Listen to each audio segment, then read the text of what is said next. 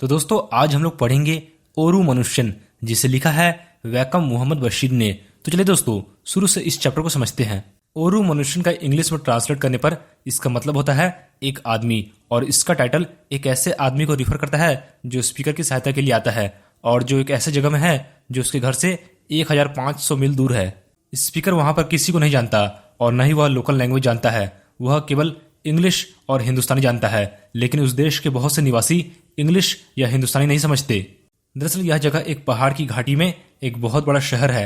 वहां पर crime rate बहुत ज्यादा है क्योंकि वहां के लोग निर्दयी है और पैसे के लिए कुछ भी करने को तैयार है। वे लोग बैंक्स, मिल्स और कमर्शियल स्टैब्लिशमेंट्स में सोल्जर्स, मनी लेंडर्स और वॉचमैन के रूप में काम करते हैं। स्पीकर जो एक छोटे से कमरे में रहता है, वह रात में 9:30 बजे से 11 बजे तक माइग्रेंट लेबरर्स को इंग्लिश सिखाता है, क्योंकि लोग पोस्ट ऑफिस में इंग्लिश में एड्रेस लिखने के लिए इंग्लिश सिखाना चाहते हैं। अगर उन्हें यह काम दूसरों से करवाना पड़े तो उन्हें 1 आना से लेकर 4 आना तक देना पड़ता है। स्पीकर जो कि बहुत कम कमाता है, वह दिन भर सोता है और शाम को 4 बजे उठता है ताकि सुबह की चाय और दोपहर के खाने के खर्च से बच सके। जब एक शाम वह खाना खाने के लिए क्राउडेड रेस्टोरेंट में जाता है और जब उसे 11 आने का बिल पे करना होता है तो उसे पता चलता है कि उसके पर्स में उसके जीवन भर की सेविंग्स के 14 रुपए गायब है। लेकिन रेस्टोरेंट के मालिक को लगता है कि स्पीकर उसे धोखा देने की कोशिश कर रहा है और फिर वह उसकी आंखें फोड़ देने की धमकी देता है। तभी उस समय रेस्टोरेंट में मौजूद बाकी लोगों में से किसी ने भी दया नहीं दिखाई। वह स्पीकर रेस्टोरेंट के मालिक से जमात के तौर पर अपना कोट रख लेने की विनती करता है, लेकिन रेस्टोरेंट का मालिक जोर से हंसने लगता है और स्पीकर से अपना कोट, शर्ट और जूते उतरवा देता है।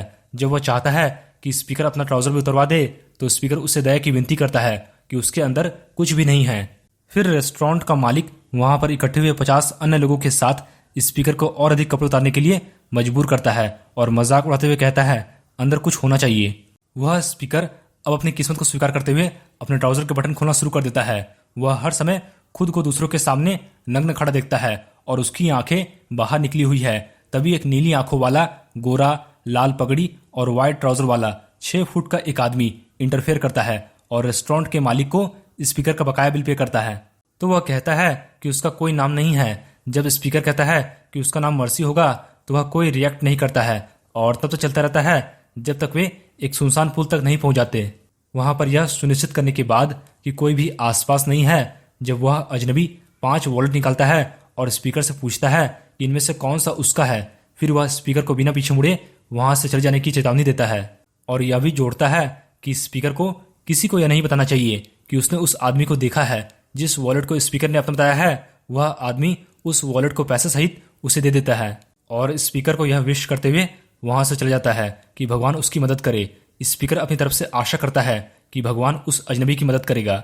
यह स्पष्ट है कि स्पीकर की सहायता करने वाला व्यक्ति वास्तव में जेब कतरा ही है जिसने स्पीकर का पर्स चुराया है। साथ ही उसने 4 अन्य पर्स भी चुराए हैं। हालांकि स्पीकर उस आदमी के प्रति बहुत आभारी है, लेकिन यह सिचुएशन कई सारे एथिकल क्वेश्चन उठाता है।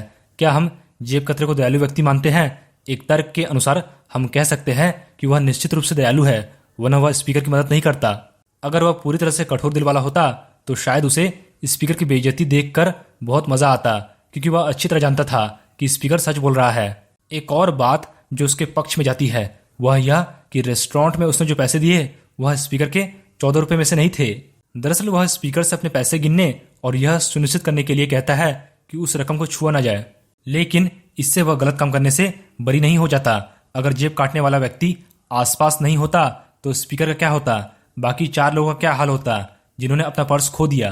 क्या यह संभावना नहीं है कि वे भी शायद ऐसी ही या इससे भी खराब स्थिति में हो? यह चोर के बैकग्राउंड का भी सवाल है।